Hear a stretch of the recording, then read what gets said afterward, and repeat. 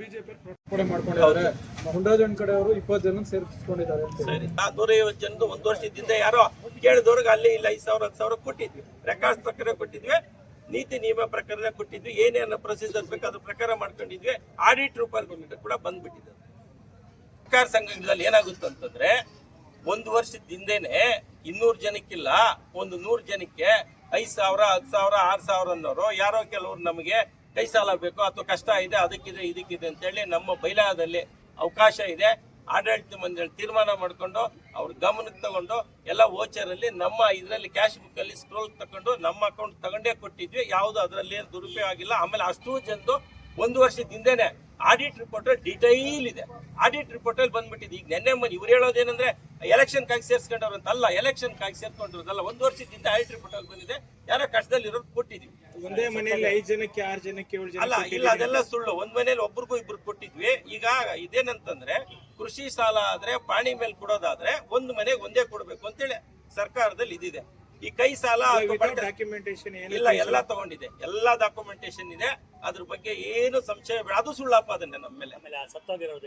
ಅಲ್ಲ, ಇಲ್ಲೇನಾಗಿದೆ ಅಂದ್ರೆ ನಮ್ಮಲ್ಲಿ ರೈತರು ಎಲ್ಲಾ ಮನೆಗಳಲ್ಲೂ ಯಜಮಾನರ ಹೆಸರಲ್ಲಿ ಜಮೀನು ಇರ್ತದೆ. ನಾವೆಲ್ಲ ಅವರಿಗೆ ಸಾಲ ಕೊಟ್ಟಿರ್ತೀವಿ. ವರ್ಷಕ್ಕೆ 50 ರಿಂದ 100 ಜನ, 800-900 ಜನದಲ್ಲಿ ವರ್ಷಕ್ಕೆ 50 ಜನ ಸತ್ತೋಗಿರ್ತಾರೆ.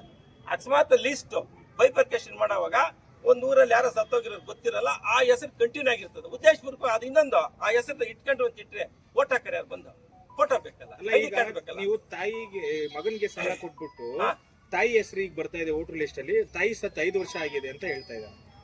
ಸುಳ್ಳು, ಆಗ ಮಿಸ್ಟೇಕ್ ಆಗಿರ್ಬೋದು ಅದು. ಈಗ ಕೇಳಿ, ಅಲ್ಲ 3 ದಿನ ಮುಂಚೆ ನೀವು ಕಳ್ಸಿದ್ ಲಿಸ್ಟ್ ಅಲ್ಲಿ ಅವ್ರ ಹೆಸರಿತ್ತು, ನಮ್ ತಾಯಿ ಸತ್ತೋಗಿ ನಾನ್ ತಗೊಂಡಿರೋ ಸಾಲ, ನಮ್ ತಾಯಿ ಸತ್ತೋಗಿ 5 ವರ್ಷ ಆಗಿದೆ. ಈಗ ನಮ್ ತಾಯಿ ಕಟ್ಬೇಕಾ ಸಾಲ, ನಾನ್ ಕಟ್ಬೇಕಾ? ನಮ್ ತಾಯಿ ಸತ್ತೋಗಿ 5 ವರ್ಷ ಆಗಿದೆ, ಈಗ ವೋಟರ್ ಲಿಸ್ಟ್ ಅಲ್ಲಿ ಬರ್ತಾ ಇದೆ ಅವ್ರದ್ದು ಅಂತ ಹೇಳ್ತಾರೆ. ಅಲ್ಲ, ಅಲ್ಲೇ ಅದೇ ಹೇಳಿದ್ದು ವೋಟ್ ಲಿಸ್ಟ್. ಈಗ ಸತ್ತೋಗಿರೋ ನಮ್ ತಾಯಿ ಹತ್ರನೇ ತಗೊಳ್ಳಿ ಸಾಲ ಅವರು ಅಂತ ಹೇಳ್ತಾರೆ. ಅಲ್ಲ, ಸಾಲ ಬಾಕಿ ಇದ್ರೆ ಅವ್ರ ಹೆಸರಲ್ಲಿ ಇರ್ತದೆ, ಮಕ್ಳು ಕಟ್ಬೇಕಾಗ್ತದೆ, ಜಮೀನ್ ನಮಗೆ ಮಾರ್ಟ್ಗೇಜ್ ಮಾಡ್ಕೊಟ್ಟಿರ್ತಾರೆ. ಅದು ಎಲ್ಲ ಸುಳ್ಳು, ಸುಮ್ಮನೆ ಸುಳ್ಳು ಆಪಾದನೆ. ಎಲೆಕ್ಷನ್ ನಲ್ಲಿ ಮುನರಾಜಪ್ಪನಿಗೆ ಅನುಕೂಲ ಆಗ್ಬಾರ್ದು, ಅನಾನುಕೂಲ ಆಗ್ಲಿ. ಬಿಲ್ಡಿಂಗ್ ಕಟ್ಟಿದ್ರಿಂದ ಎಲ್ರಿಗೂ ಒಂಥರ ಏನಾಗೋಯ್ತು, ಅಸೂಯೆ. ಎಲೆಕ್ಷನ್ ಡೇಟ್ ಅನೌನ್ಸ್ ಆಗೋಕೆ 1 ವಾರದ ಮುಂಚೆನೆ ಯಾರು ಆಫೀಸರ್ಗಳೇ ಹೇಳಿಲ್ಲ ನಮ್ಮ ಮಾಹಿತಿ ಕೊಡೋದಕ್ಕೆ ಅಂತ. ಎಲ್ಲ ಇದ್ರಿ ಸರ್, ಎಲ್ಲ ಮಾಹಿತಿ ಇದ್ರು, ಅರ್ಜಿಗಳು ಕೊಟ್ಟವ್ರೆ, ಅರ್ಜಿಗಳು ತಗೊಂಡವ್ರೆ, ಮತ್ತೆ ವಾಪಸಿ ತಗೊಂಡೋಗ್ಯವ್ರೆ. ಅಲ್ಲಮ್ಮ ಇಲ್ಲ ಅಂತಂದ್ರೆ ಆಗ್ತದ? ಸುಳ್ಳು, ಎಲ್ಲ ಸುಳ್ಳು ಆಪಾದನೆಗಳು.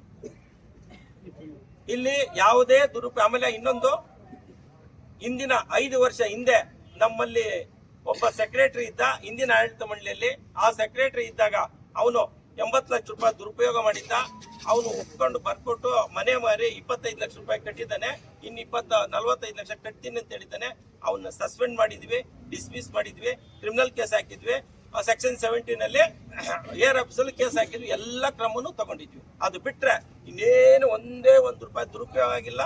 ಈ ಜನಕ್ಕೆಲ್ಲ ಗೊತ್ತಿದೆ ಇಲ್ಲೇನೇನು ನಡೆದಿದೆ, ಏನೇನು ನಡೆದಿಲ್ಲ ಅಂತ.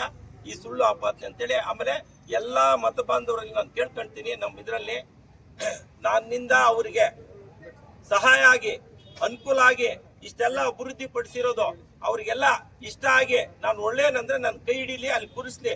ಇಲ್ಲ ಇವ್ನು ಸರಿಯಿಲ್ಲ ಅನ್ನಂಗಿದ್ರೆ, ಇವ್ನು ಸರಿಯಿಲ್ಲ ಅನ್ನೋದ್ರಿಂದ ನನ್ನ ಕೈ ಹಿಡಿಯೋದು ಬೇಡ. ನಾನು ಇಲ್ಲಿ ಜೀವನಕ್ಕೆ ಬಂದಿಲ್ಲ, ಏನೋ ನನ್ನ ಕೈಲಾದಷ್ಟು ಸರ್ವಿಸ್ ಮಾಡೋಣ ಅಂತ ಬಂದಿದ್ದೆ ವಿನಃ ನಾನು ಇಲ್ಲಿ ತಗೊಂಡೋಗಿ ಜೀವನ ಮಾಡ್ಬೇಕಾಗಿಲ್ಲ. ಏನೋ ತಕ್ಕಮಟ್ಟು ನಾವು ಒಂದಷ್ಟು ಆಸ್ತಿ, ನಾವು ಪ್ಲಾಸ್ಟ್ ಇದೆ, ನಾವು ಮಾಡ್ಕೊಂಡಿದ್ವಿ, ದುಡ್ದು ಬದುಕ್ತಾ ಇದ್ವಿ. ಸರ್ವಿಸ್ಗೆ ಬಂದಿರೋದು ನಾನು. ಇಲ್ಲಿ 100 ರೂಪಾಯಿ ಸಂಪಾದನೆಗೆ ಬಂದಿಲ್ಲ, ಯಾರಿಗೂ ಹಿಂಸೆ ಕೊಡಕ್ ಬಂದಿಲ್ಲ.